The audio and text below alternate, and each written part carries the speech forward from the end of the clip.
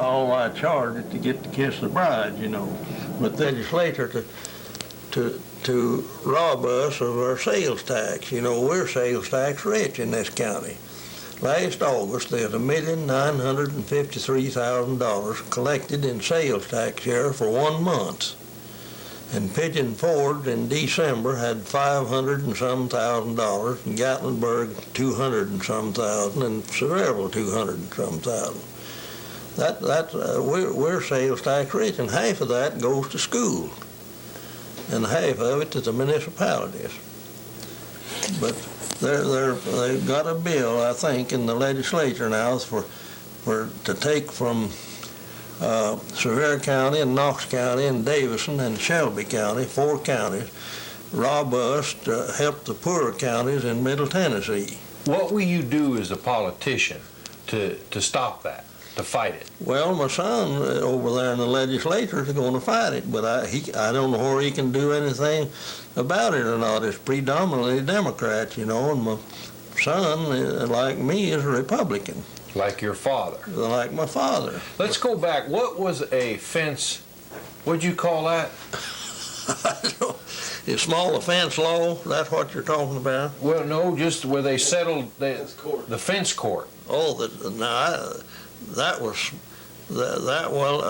could have started back when I was born, and lead up? Sure. Okay.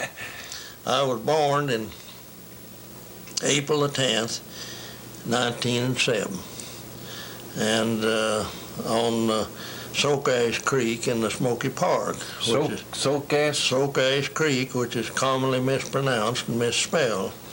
A-S-H? A-S-H. So I went to a little school, Lindsay School is what they called it, and then it got burnt down, and some feller, and this is rumor, that he wanted the school to teach, my dad taught there, but it got burnt up, and the rumor was that this fella burnt the school. I don't know whether that's true or not. Anyway, we finished out the year at Evans Chapel Church, which is in the park, now in the park. How many brothers and sisters did you have? Well, I had 3 brothers and 2 sisters, and one died, yeah. How did she die? With typhoid fever. And anyway... Can you give me that little story about they came around and gave you all shots? Yeah, they came around, I think it was the county nurse, and gave us all shots, and my sister was 16 years old, and she was up in the field picking blackberries, and she failed to get a shot, and she took typhoid and died. You became head of the family? In 31, yeah. I'll bring this up. Then the Fairview School was built, and A.O. Delozer was superintendent of schools, and he was instrumental in building it. My dad was a member of the county court, and we got that built, and I went to school there. And on Friday evenings, after recess, we had cross-bench spelling or reciting poetry. And the cross-bench spelling was you'd choose up 2 sides, and then you would ever which one is number 1 or number 2. And they would, the winner, of course, we had a one that tallied, where you'd cross over, and maybe somebody had misspelled words would turn down several people, that's like. And there was words there that I've got a book up at the house now, a Hunt's Progressive Spelling Book, and I don't know why in the world they ever had that in the grades. But there's some of the darndest longest words there you ever seen. Like Honey-Swacky Molly Pond. I learned this in 1920, and I don't know why it stuck to me, but I can spell it right now. What is it? Honey-Swacky Molly Ponds. HONISOITQUIMALYPENSE. And the abbreviation under it is evil does as evil thinks. Then there was another one there, a mountain in Mexico, Popocatépetl, Popocatepetl. Then there's another one, the French word, Billedeux, Billetdeaux. That's a love letter. Then there was another one, Minister's Plenipotentiary, Ministersplenipotentiary. Minister's Plenipotentiary. Now those words were in that book in the grades. Well, and college graduates couldn't spell those words right now, a lot of them, because they never seen them. And nobody's ever used them. I don't know why they're put in there. But anyway, this particular evening, there was reciting poetry. And Gus Lindsay got up. Dolly Craven was the teacher, and he got up and recited this poem. Said, I had a little rooster, I put him in a pan. Every time he jumped out, he jumped on a hen. Well, she whipped him lengthways, crossways, and every way could be thought of, you know. And of course, their father, Gus's father, lauded her for assault and battery. And Lauder. Yeah, 4 out of warrant for her in front of my father.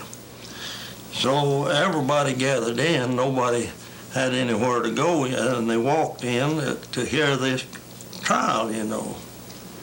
And we lived in a little 3-room shack up in the Smoky Park, and it was now the Smoky Park, and dug out of a bank, and I was sitting up on the bank overlooking down in the yard the court proceedings. Where did they have the court proceedings? Well, right out in the yard up in which is now the park, you know, where we lived. You know, this was about 1920. So I was sitting up on the bank with Doc Waldrop's daddy, Albert Waldrop, and I always liked to hear him talk, and we was overlooking people down in the yard and where they had chairs and examining witnesses, you know. And Albert Waldrop, the tempers got sort of short there once, and Albert got up and stood up and said, I'll give $10 to see a fight. And my dad said, I'll fine you $10 for contempt of court. And anyway, it ended up that she submitted for assault and battery, and my dad fined her $3 in the cost, and Albert Waldrop paid that fine, and that was, I've got it on docket up here in 1920. And what was the poem again? I had a little rooster, put him in a pan. Every time he jumped out, he jumped on a hen. That's the truth now.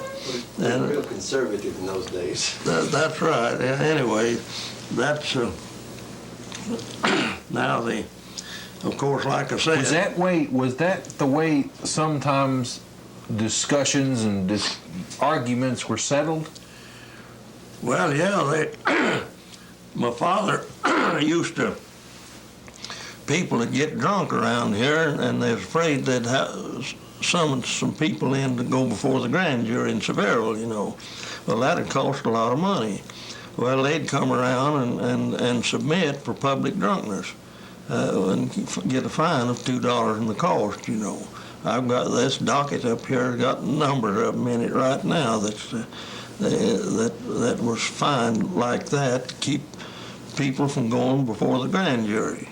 Submit means turn themselves in, sort of? Submit, yeah, that's plead guilty, you know. Submit to them, that's what they call it. So anyway. It's not cheaper than going to Sevierville. That's right. If they indicted them in court, why, it'd have been a $50 fine or maybe more, you know. When did you get a lot of wisdom and training from your father watching these proceedings? Oh yeah, that's right. I got he was very strict now, and that's the truth, and in teaching and all, and you had to get your lessons, and it's not like it is now. They quit at 3:15 or 3:30. If my dad was a little behind, in the lessons for that day, he'd go to 4 o'clock or 4:30. And I went to my dad till I was up toward the 7th grade. I went to him all the time as a pupil, you know. How many other students were in your classroom? Well, that I don't remember now, but they was, well. Bunch of grades all in together? Oh yeah, all in together. Yeah, it's from 1 up to 8. Of course, there was Fairview was a 2-teacher school, and I don't remember how that Dolly Craven got up there, but my dad taught on Webb's Creek, and he taught up in Greenbrier in the Smoky Park. Which is now the Smoky Park. And I went over there. He boarded at Harkless Whaley's, and he came around with the Pinnacle where we lived and got me one Wednesday evening and Wednesday night, and then we went back early the next morning, and I stayed all night with him at Good Harkless Whaley's, and he wanted me to see a couple of or 3 bears that they had panned up there, and that's the only bears I ever seen during my life. These boys, I can't think of their names, they had them panned up and fastened, you know, fattening them, you know. Bohannons? No, they wasn't. They was Whaleys, but they had the bears in a pan, you know, and fastened, you know, till they could feed them, you know, and fatten them to kill them later, you know. It's like fattening a hog, you know. So that's the only bear ever I seen in my life. And then we came home then on Friday evening, back around by the Pinnacle. It's probably 5 miles, I guess, something like that. What was your father's political career? Well, he was, he served, of course, 27 years in the county court and was a school teacher. And he represented this section? He represented this old 17th district, just like I represented it later. Yeah. And as I said, he passed away in 31. Now I'll bring up another one that's an interesting story. I just now thought of it. He was in the county court in the late 20s, and they made a deal with North Carolina to build the road from Gatlinburg to the top of the Smokies if North Carolina would come up on their side of the road. Now that's how the road was started. And my dad voted for that, and it cost $300,000 to build this road from Gatlinburg to the top of the mountain. And I rode over it about 19 and 30 in a Pontiac Roadster. It's a dusty road. It wasn't blacktop, nor the tunnel wasn't up there. And we beat North Carolina to the top of the mountain, and that's as far as he could go at that time. And they later built their side, of course, to the top. And then this is more politics now. I just got at the end of that. This reimbursement, the state passed a law to reimburse the counties on through roads. Sevier County borrowed the $300,000. Well, Clyde Bogart was in the legislature at that time under the Horton administration, and he introduced later, he wasn't in the legislature, but he introduced in the county court, and John Bogart was the chairman of the court at that time, that he claimed he could get the state to refund the county the $300,000, and he'd charge a fee of 5%. So that'd be $15,000. So I voted against it. And of course it passed, and he got his $15,000. Well, he got after me. I was boarding down at Sevierville, single, in the road office from 33 to 36, and he he had there's three members of the county election commission, and two of them was for him and one of them was for me. And they called an election on me that I'd vacated the office of Justice of Peace here in the 17th District by boarding down there. And I was home every week, you know. But anyway, they called the election and appointed the judges and everything and set a date for the election. Well, I had to get on the ball, you know. So I got a lawyer, and we went up to Press Monroe, which was the judge up at Maynardville, and got him to sign an injunction to stop the election. Well, Doc Montgomery was in the legislature then, and it was time to appoint another member of the election commission here in this county. And I went down and took the man's name was Dodson down at Athens, and I took his recommendation, and the time was up with one of the election commissioners, you know, and the legislators more or less appointed him. So I took the recommendation down to Dodson and got the Doc Montgomery, of course, was a good friend of mine, and he appointed one favorable to me. So that appointment came through, and that put me 2-1 with the election officials, you know. Well, the election never was held, you know, because that cinched it, you know. So they canceled the election? Why, sure, they canceled it because we had an injunction to stop them. And then I had a majority of friends on the election commission, 2-1, you know. Is that the way things were done? That's the way that was done, yeah. Then that Clyde Board doing that. Then what happened, people said that I ought to disbar Clyde Board, you know. Said the way he was doing, you know, and so I got to studying about it, and I couldn't get a lawyer in Sevierville because nobody would take it, you know. So I went over to O.L. McMahon, a former state senator at Morristown, and he said his fee would be $500. So the people said they'd make up the money, and they did, the most of it. And I didn't have any money. So we got into that disbarment, and they tell me that this is the only case in Tennessee where an individual filed disbarment proceedings against an attorney, that it is usually by the Bar Association, you know. What happened? Well, we had a meeting, we had a trial down here at Sevierville under Press Monroe, and the story was, well, we got up the proof on it. Clyde took $15,000 from the Champion Fiber Company to get the most out of all this parkland back through here, you know, Champion Fiber owned. And then he took $1,500 from Colonel Chapman to get it as cheap as he could get it. So that is fees on both sides, you know. So when we got ready for the trial, I went down to Colonel Chapman on State Street in Knoxville and got the check, the canceled check, you know.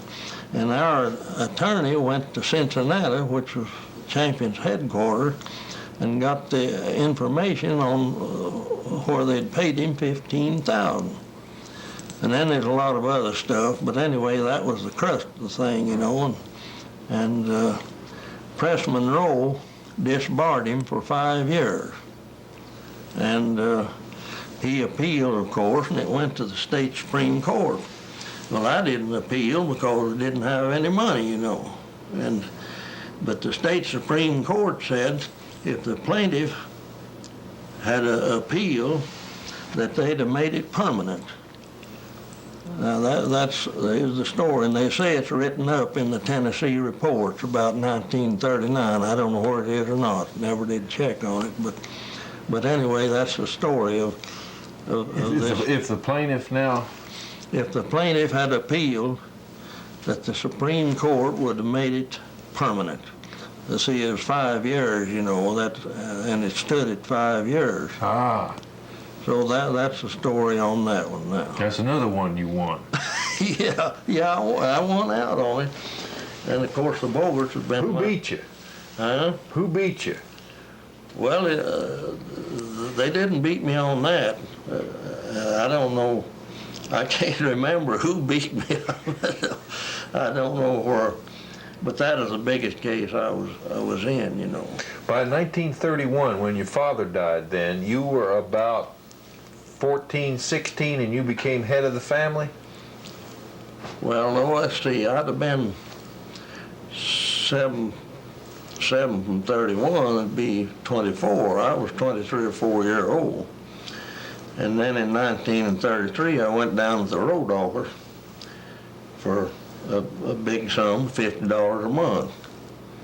And that's how we got some of these Fords cut out up here, you know, through the road superintendent, good Ernest McMahon. Hold on a second, Doug. We got about And Beverly Mangrum was the first one I ever knew that got into, a woman that got in politics. Yeah. Was there any one woman before her up here? No, not to my knowledge. She was a member of the county court. But most women just, That's a good idea. They just said it was a man's place, politics. That's right. Saying on tape. Yeah, it's Conley Huskey. I mean, him saying it or? Who? I don't want him to have to say it on tape, who he's saying it. Yeah, we'll get him set. Okay, go ahead. Mr. Husky? On ours. Yeah, figured. Okay, yeah, that's I was right. gonna say your name there. Well, we can wait. We'll just get to see him. Why don't you be keeping, But back then, they call them commissioners now, you know. A little more sophisticated, I reckon. let's do that again. What's your name, sir, and what do they call you? Conley Huskey, Squire. Esquire, you know. That goes way back, Squire. Way back, yeah, and justice of peace is what they call them too. Back then, there's 25 commissioners down here now, and they call them commissioners. And that's the state legislature done that, you know. What kind of talents do you have to be a squire? You just have to get the most votes.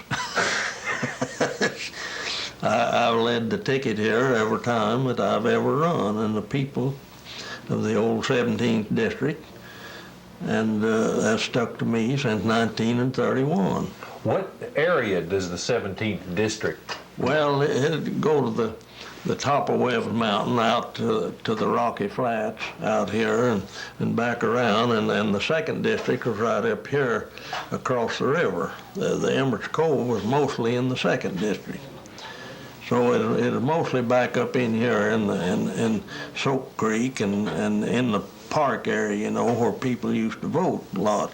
And they had the voting precinct up at Fairview, you know, where I went to school. How many people and families were in that area? Now that I don't know. I never did figure. We got in the corporate limits, of course, that's different. The Pittman Center we incorporated here in '74, and there's 200 and some families here now. How many? I'm picking this up in here. Hold a second. Talking. Okay, we'll just try to get them to move down. 1, 2. Well, Squire, when you were getting your votes, maybe we could figure out how many votes did you get? Oh, I don't remember now. I always, to my knowledge, led the tickets, you know. And there was 2 elected in each district. And then there would be about 1 additional in the municipalities of Sevierville and Gatlinburg, you know, probably about 3, I think, but it totaled about 36 in the county court. Around here, can you figure 50 votes would get you? No, I could get more than that. I don't know. I don't remember offhand now, but the record we'd have down here at the courthouse, but I just don't remember now. I would say 100 and some votes. Did women vote? Not then, no. Now later they came in and voted with women that was allowed to vote. They wasn't allowed to vote back then. And I remember one time up here, they sold their votes a lot of times for 50 cents or $1, you know, you could get them to vote. Women? No, man. I'm talking about man. Now, there was a fella by the name of Charlie West that went up to the highest bidder, you know. And he was standing down away from Fairview School there, and each side was a bidding on him, you know. They'd go offer him $5, you know, and then he'd hold out to the other side maybe for $6 or something like that. So they got up to $20. It was just a joke, you know. Got up to $20, and the polls closed, so he didn't get to vote. Now that's the story of that. Now anyway. But the women weren't allowed to. I think 1921 or 24 was when suffrage came in. I don't remember now just when it was. But did things change as a politician when you had to? No, it didn't change no. Did you all not cater to the women's vote? Oh, sure, yeah, we had to, because there's about as many women as there was men, you know. Yeah, we had to do that. I don't remember in detail about when they started voting. But many women wouldn't vote. Were women slow to vote when they did get the vote? Now that I don't know. I just don't remember anything about it. I know Marion Mangum over here in the 2nd District was the first woman in the county court. She ran and was elected. Did you work with her some? Oh yeah, I worked with her in the court. It was politics in the county court, but I was usually the county judge, was Judge Reagan. Well, they changed the law then as chairman of the county court. They was going to change the law of the county judge, and Theodore King was elected after I quit running, I mean in 48, and then they passed a law allowing him, county judge, to be elected by the people. So he was elected a time or two, and then Judge Reagan come along, a very good friend of mine, and he was elected then, and then later they changed the law and called it county executive. And Larry Waters now is county executive. So Judge Reagan was a good friend of mine. He is responsible for getting the grant here on this building to renovate it. Were you a judge? At one time there, 2 years, 2 terms, as chairman of the county court, it's the same thing. It's the same power as the county judge has and the county executive has now. It was the same thing, only elected by the court. Who was Squire Maples? Squire Maples was, he was the squire over here in Gatlinburg, and he was one of the best court members, and Raleigh Dodgen over there was 2 of the best court members Gatlinburg ever had. And Squire Maples could see below the tunnel. They jokingly tell that Gatlinburg didn't want to vote for anything below the tunnel, you know, in county affairs. That's sort of a joke, but Squire Maples was a very good friend of mine, and he supported me 100% and could see for the county needs all over the county. Not just you're talking about the tunnel below from Gatlinburg to Pigeon Forge. Yeah, that's right. They jokingly tell that. You heard that, Glenn. I know that lot of some folks in Gatlinburg can't see below the tunnel because if it's not for Gatlinburg, they don't vote for it. They don't vote for it. You know, that's what. Let's give them about poll tax. Yeah. What was poll tax? Well, it used to be a poll tax here on people that before they would be allowed to vote. You had to pay poll taxes 60 days before the election in order to be qualified to vote. And you used to get county candidates to pay their poll tax to qualify them to vote. Well, you didn't know who they voted for after you qualified them, you know, a lot of them. And that's the truth of it. And I've took lists down there, maybe 50 people to get their poll tax paid, and I'd make it up among my friends that was running for county office, because nobody had any money running for just the peace or anything like that, but it's county officials. So who would pay the poll tax for you, for your people? Well, the county candidates for county office would pay it. They would pay. I've took lists down there to John Fain and Marion Robertson and different people that are running for county office, and they'd pay the poll tax. Now that's been abolished since then, you know, so there's no poll tax anymore. So there was really 2 or 3 little steps that you could buy somebody's vote. That's right. Yeah, that's right.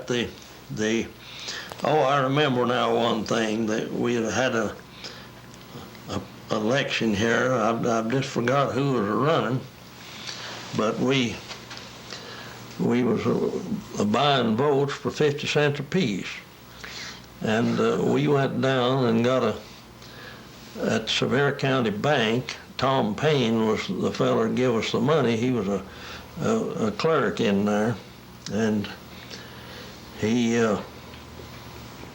went to get 100 half-dollars, and we was out up here politicking, me and Hugh Marsh, that's Wilford's brother, and we run across a fella right out here, and it was Tom Payne, and he said, when I closed out the bank, said I was $50 short. And we hadn't spent any of the money, you know, the 100 half-dollars, and we had it out here in the car, and he said I was $50 short. Well, he gave us $100 instead of 100 halves. So we give him the $50 back, you know.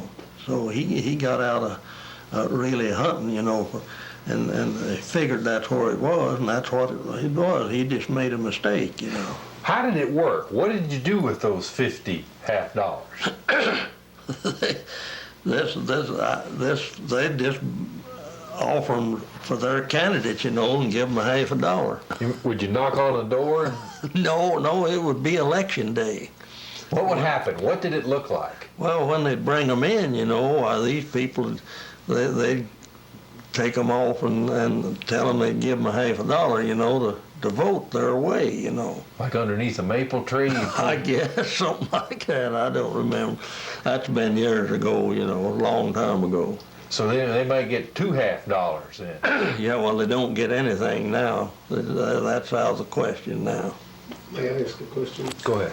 Sometimes, Conley, people were hired by a candidate to transport voters to the polls, and those drivers was the ones quite often giving That's money. right, that's right. Tell us. And maybe it wasn't done at the polls, it was done by the driver to That's get right. these people to the polls. They'd bring them in, you know. The drivers bring them in, that's true, yeah. Can you tell me about that? Would the driver, how did people get to the polls, and how would they maybe? Well, back years ago, of course, they walked, but later, of course, they had some transportation, you know, and cars and stuff like that. But years and years ago, back when I started running, everybody just walked. Would the drivers have a chance to influence a vote? Well, they could influence, yeah, some of them. They knew who to haul and all of that, you know. They brought them in. Anyway, that's. What years are we talking about that old stuff going on? Well, offhand, I don't remember now how long it's been, but years ago, I'd say it went up to about 1950 or something like that. I'm guessing at that now, because I just never did keep any account on that. Let's talk about the roads now. When did you move to Sevierville to become? When did you start working toward bettering these roads here? Well, when I was chairman of the county court, Of course, we got 6 miles on this road down through here. And then, of course, my dad got that bridge down here at Laurel. That was the last bridge. We used to have to ford the river 5 times going to Sevierville. And, well, I'll back up a little. I swear I can't get my throat cleared Time out. out a second. Get you chairman of the county court in 1922. Your dad was elected chairman in 1922. And he served 3 terms. And I thought of another thing there. I went, my uncle, we got a load of Sour John apples up in what's called the breeding place. That's now in the park. My dad owned it, and I rode to Knoxville in a wagon once. And we went down through here, and we stayed in a livery stable at Sevierville. And my dad was boarding down there the first year in 1922. And he came down, and we sat around a while with the horses in a livery stable, you know. And he gave me $5. And I never will forget this.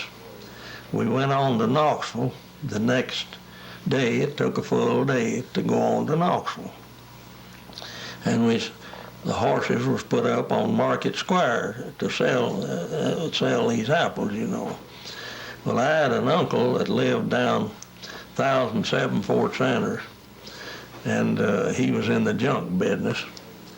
And I didn't have sense enough it was dark, you know, and I just asked the people along the sidewalk if they knew where Silas Green lived. I didn't have sense enough to ask them if they knew where 1007 Fort Sanders was, but anyway, I got there and stayed 2 or 3 days, then was back up on Market Square on Friday, and Conley used to be the ag teacher out here at Pittman Center, came along in a T-model Ford, wanted to know if I wanted to ride back in a T-model Ford. Well, I could get back in one day in a T-model Ford, you know. So we stopped at the courthouse on the way back, and I gave my dad back $4.25 of that money that he gave me on the way down. The point is, I'm trying to bring out, people never thought much of money back then. It was a matter of survival. Ours potatoes and green beans and stuff like that, you know. They just never thought about money. And Money wasn't as good as a bag of apples. that's right. That's exactly right. You don't know how people lived back up in this area here years ago. It was a matter of getting something to eat. Then my mother would knit me a pair of woolen socks through the winter and go barefooted in the summer. And she would, like I said, knit a pair. And when they become dirty, why, say about every week, we had a hot fire, and she would wash them out and hang them up, and they'd dry during the night, and I'd put them on the next morning. Now that's the truth. Anyway, now I've got All right, the road. all about What was the road? Now, today we got 321 runs from Gatlinburg to Crosby. Cosby, yeah. Now, the Pittman Center Road runs from that intersection there at 321 along by the river all the way to Sevierville. That's right. What kind of shape was that road in when your father was here? Oh, we had to cross the river 5 or 6 times down here in the ford. And that, he boarded for a year down there, and we moved to Sevierville then. And we had wagons that to move us down to Sevierville, and there's 2 cows. I brought up the rear on the last wagon, and it was along in January, and we crossed this ford down here at Laurel, where there later became a bridge, and the water was so deep, I thought the cow, well, they was tied to a wagon with a rope, you know, 2 cows. And I thought the swift water was going to wash the cows down the river and break the rope, you know, down the river. So I got excited and I let my feet down, and I didn't know it, but the water was up to my knees nearly in January. So that's the story of that now. How many times did the creek cross the road from Pittman Center back to 321? Oh, up through here 21 times, yeah. So from that intersection there to Sevierville, that creek ran up and down the road about 28 times. Yeah, on the way to Sevierville, I call this a river down through here out of Greenbrier, and this is Webb's Creek up this way. It intersects right down there, you know. Yeah, that was right. It's 5 times we had to cross. But we finally got out of it. This last bridge down here, my dad got in the late 20s, and the fellow that defeated him was W.L. Trotter for chairman of the county court for a 4th term, and he later asked W.L. Trotter what he would do in case he ever brought this crossing up the bridge up before the county court. And W.L. Trotter was a very nice fella, and he told my dad that he would vote for it. Well, when it come up to a vote, it was 18 and 18, and W.L. Trotter untied it for it. Now that's how the bridge was got, and it cost the total sum of $5,000. That's this bridge down here at Laurel Church. $5,000. That's right. That was a big thing to the people here. Oh, sure. Well, that got us out of the river, you know, in horse and buggy days, but now it's outlived its usefulness. And my son, over in the legislature now, he's approached the commissioner twice, state highway commissioner, in the last 2 weeks. And it looks promising that we'll get a bridge. The one-way bridge, there's each one are one-way bridges, 3 of them. Yeah, there's 3 one-way bridges down on this 416, but this one would be the most expensive one. This one would cost probably $300,000 or $400,000 now to build a 2-way bridge and on a skew. You know, this one's square across the river. What kind of improvements have you fought for and attained on this road? Well, I fought for better roads all my life, as far as that goes. Never voted against a road in county court, to my knowledge, and I never voted against a school. I've always been for education and roads. Yeah, let's back up just a second. Okay. We'll try to keep you organized here. Okay. You said we didn't get that very good it was toward the end of the last tape, where you said you never voted. What were the things in your life that you always tried to vote positively for? Well, I never voted against a school in my life, or a road. Those 2 were the main things in this county, was schools and roads. Why? Well, there's a lot of roads in this county, and the schools, we needed to improve on them, you know, and they still need improvement as far as that goes. But anyway, this is a big county, you know, and I forget how many miles of county road. It's quite an enormous thing, you know. One of the larger counties in the state. Okay, hold a second, Doug. Now, what have been your jobs in politics? Can you list them for us? Well, advancement I've always worked for the community in Sevier County.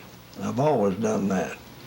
You can check my record down here in county court, and I've always voted for the improvement of Sevier County. You were squire? That's right. Commissioner? That's judge? That's right, chairman of the county court, they called it then, but it's the same thing as the county executive now. You know. Road office. Road office. I was in the road office from 33 to 36, yeah. Mayor? and mayor here. We incorporated here in '74. Were you ever a deputy? No, not a deputy, no. Isn't there a story back when you were one Christmas? Oh, that's... Can you tell us? Vic Marshall wanted me to go along to see if I could help catch this fella, you know. He'd skipped bail out of Knoxville. So he said he'd give me $5, you know, to help catch him. Well, we walked up over the top of Webb Mountain here, and they lived on Laurel. And we could see, when we got to the top, this fella was standing in front of they was fixing wood. There's a wood pile in front of the house, and it was in the apex of one holler went to the right and one to the left, and it was right in the junction, you know, the house was. And his dad was standing there, John Omby, and Mr. Omby was there with a shotgun in his hand, and holding it down, you know. And anyway, Do you figure that $5 was going to come a little tougher? yeah. Anyway, Vic, of course, worked me in the lead. He told me, he said, you go around this holler to the right here and up over the ridge down in another holler, you know, and said, I'll give you time to do that, and then I'll go down on him, you know. And of course, I got situated over the next ridge at a little haystack there by the side of the road. Did you have a gun? No, I didn't have nothing. So I got settled there behind this haystack right by the side of this little road, and I heard him a-coming, you know. And of course, I just jumped out on him and grabbed the gun barrel and throwed him right in the road. And of course, Vic Marshall was soon there, you know, and when we got through and got untangled, he got out his handcuffs, you know. Well, he had me handcuffed instead of the prisoner. That's the truth. And then he took right back down the holler, running, you know. And I didn't know where to run anymore or not, but I thought of the $5. So I took after him, then piled him right in this wood pile. Were you still handcuffed? Yeah, I was still handcuffed, yeah. So I piled him right in front of the house in the wood pile. And his wife, Lula Omby, came out. She was baking for Christmas. And I can see her right now. And she was, had dough on her fingers, and she was mad as the dickens, you know. And she pointed that finger at me, you know, about catching her son, you know. But anyway, I threw him, and he sprained his ankle or some way or another in the wood pile, and they had to bring him out on a horse. He couldn't walk. So anyway, I got the $5, and I later found out that the deputy got $50. So I was responsible for catching him. I got 5, and he got 45. So anyway, about 2 years after that, I was walking toward Sevierville. I walked it many a time to Sevierville, you know. How far is that? Well, it's from where we lived up here, about 20 miles. But down here at the Long Ford, below Richardson's Cove, I'd walked about 10 miles, or maybe 12 miles, I guess it'd been. And this same fella came along in a T-model Ford, just laughing, you know, and all of that, and he invited me to ride. Well, I was getting a little tired, and I didn't know where to accept riding with him or not, since I'd caught him, you know, and put him in jail. But anyway, I decided to ride with him. So we got down to Sevierville, and I got out, and I thanked him for the ride. And I found out later that he had 2 cases of moonshine in the back of the car. So I guess that was the reason he invited me to ride. I don't know. Anyway. Did people ever hold a grudge against you? Well, yeah, they've done that many a time. My God, is that the phone? You know, we talked about squireship, judgeship, you know, the old-time politicking, but you're active today. Can you compare the times and the politics? Oh, there's no comparison now as far as that goes. I've been running here, served as mayor since '74. And of course, we've all got problems, and we're very small, of course, you know, 528 people. But politics now, and back when I was running for just the peace or a squire, is altogether different. There's no way. And now you vote on a voting machine, and back then it was paper ballots.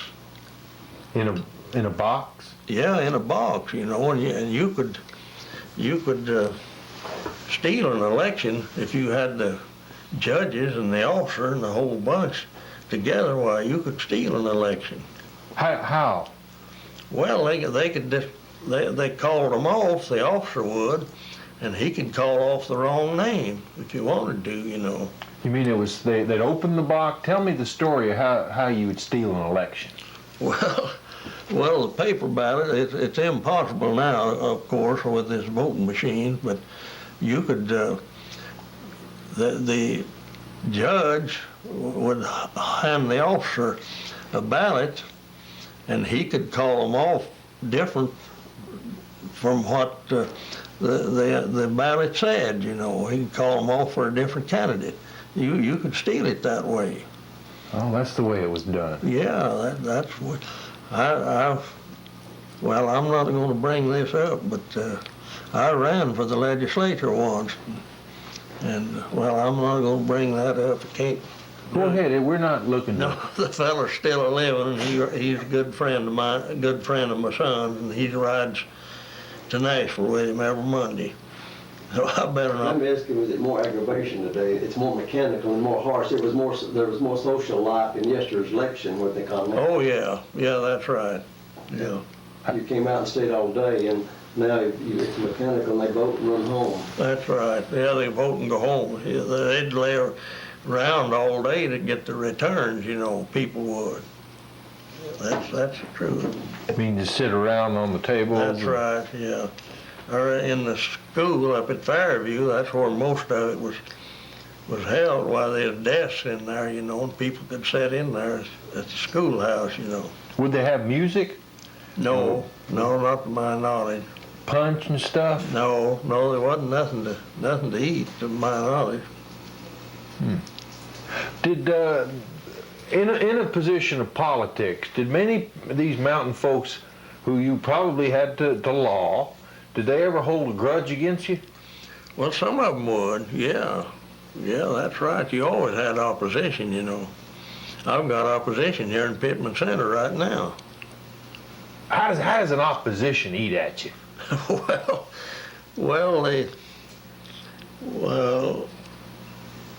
They tell things, you know, and all of that, and probably make up stories, you know. And I know one thing, that one feller, I had my road blacktopped up to my house, 3/10 of a mile, and one feller said that I'd done it out of city funds. It's a private drive, you know. And I found out about it in the next meeting. I brought the council check down here where I'd paid Blaylocks, was $11,400. So I stopped that, you know. But that's the way stuff like that gets started, you know. And you got to be careful, you know, about putting something on a private drive. I've been approached in the last 2 or 3 months to put rock on a private drive. Well, you can't do that, you know. Legally, it'd be illegal to do that. You got to watch and keep public. Are you a lawyer? No, no, no. Are you a financial wizard? No, no, no. How did you learn how to do what you do? I had friends that loaned me the money. Bank of Seville. I borrowed money there to buy property up here. And I borrowed from L.E. Sarton, a good friend of mine and a good friend of my father's. I borrowed, I believe, $6,000 from him once, and then I borrowed from Roy Cox, the Bank of Seville. I went down here in 1946, and the old man stinted up here at the river. I went up there to pay him for a hog I'd bought. No, it was the corn. I'd got the hog a month or two before that, and he was awful tight, and he said he fed it 80 years of corn. Well, I offered to pay him for the corn. He said, no, just bring me the corn. So I went up there. The snow was about 6 inches deep, and I went up there and took him the corn. And he said, just what about me selling out to you today?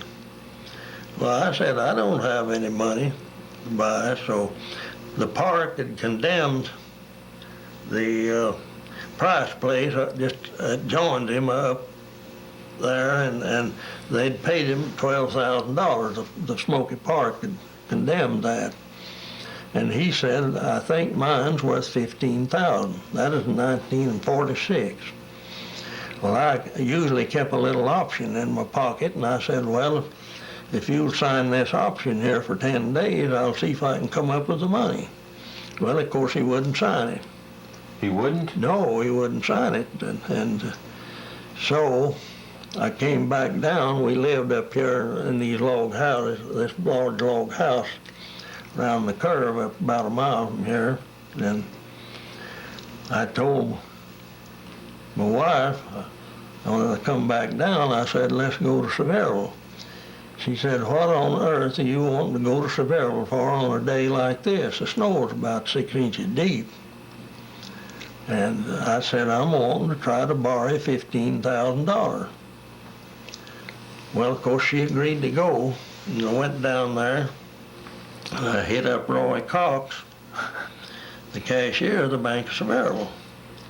And I told him I wanted to borrow $15,000.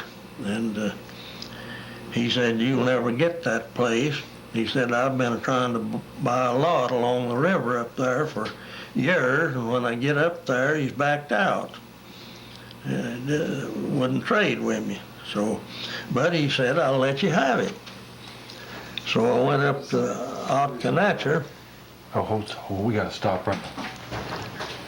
So just you got the money from the bank? Anyway, I went down there, and he let me have it, and I didn't have the calls on the farm, you know. There's supposed to be 150 acres of it, but it turned out about 125. I've got 34 acres of it up there now. But anyway, I got Otkanatcher to draw up a deed, a boundary deed, and it said on the south by the Smoky Mountain Park, on the north by Uncle Noe Ogle's heirs, on the west by the river, and on the east by Sam Brown. That surrounded it, you know.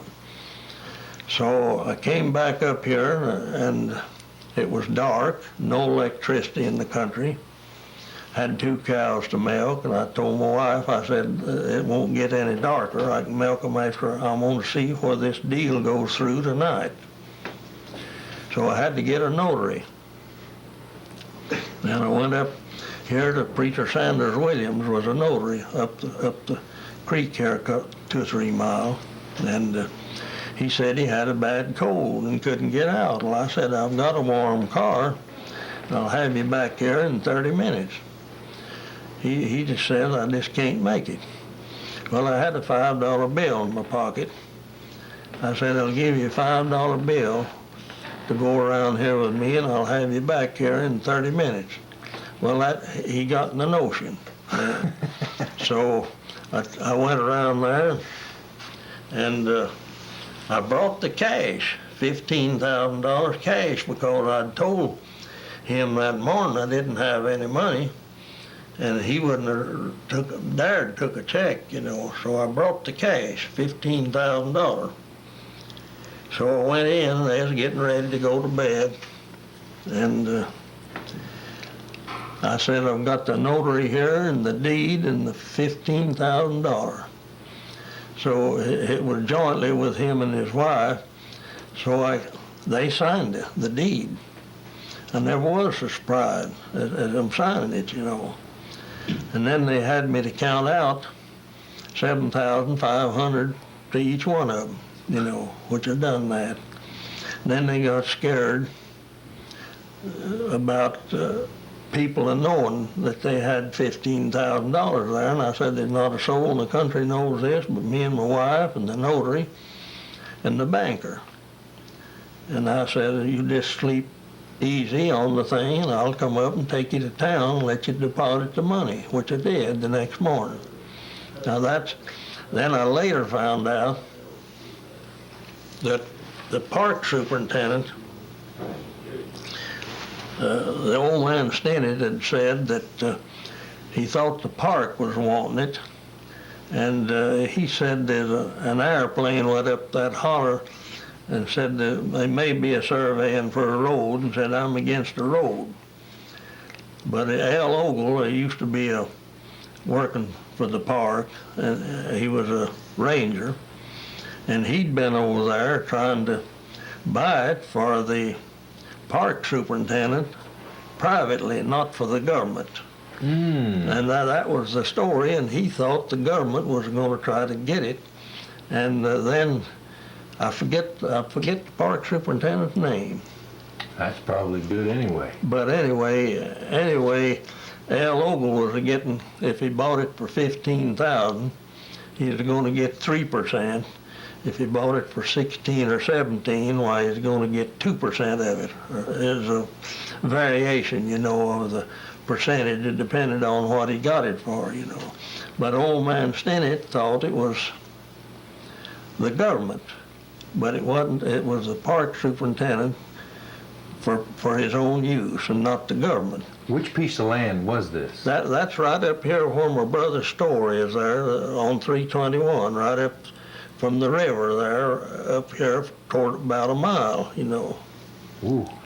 So anyway. Time out a second, Doug. And it got mad at me later when he found out that it wasn't the government. But I didn't know that at all, you know, and I just bought it in good faith. And anyway, that's the story of getting that. Well, of course, I made a little money on the thing. I sold the right-of-way to the county for $321, you know. I forgot now what it was. And then I sold 6 6/10 acres up there for $117,500 there. But I've had it since the beginning of time, you know. It joins the park there now. You know where it is, Glenn. Yeah. Is it hard for a politician to keep from being or doing something illegal? Well, I never did do anything illegal. Yeah, a lot of them does stuff illegal. That's true. Hold a second. Yeah. How'd this building get here? Home mission? Well, the Board of Home Missions, they own 835 acres of land here now, and it's for sale. And they bought 650 acres up here for $10 an acre years and years ago, back in the 20s.